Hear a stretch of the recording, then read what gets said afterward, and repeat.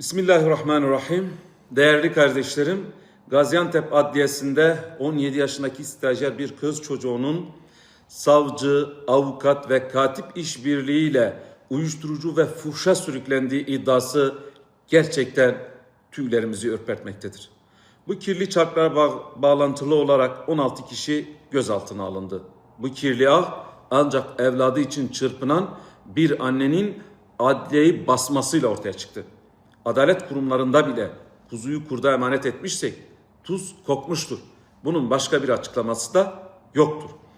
Burada sadece bir kurumu suçlayarak bu çürümüşlüğe çözüm bulamayız. Bu konuda hepimize düşen görev ve sorumluluklar vardır. Bizler ahlaklı bir nesil yetiştirmediğimiz müddetçe bu vakalara daha çok şahit oluruz.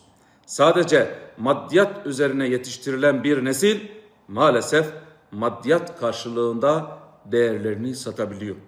Oysa biz öyle bir nesil yetiştirmeliyiz ki değerleri için sadece malını değil, canını dahi ortaya koyabilmeli.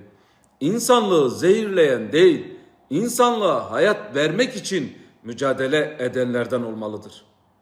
Bu yönüyle biz bu karanlık sürecin sonuna kadar takipçisi olacağız. Partimizin bu husustaki kanun teklifini özellikle kamu görevlilerinin uyuşturucu bağımlılığı, ticareti veya bu suçların herhangi bir aşamasında yer alması durumunda cezaların katlanarak artırılması teklifini tekrardan kamuoyuna duyurmak istiyorum. Bu yönüyle Rabbim memleketimizi ve gençlerimizi bu zehirden ve bu zehir tacirlerinden muhafaza eylesin diyorum.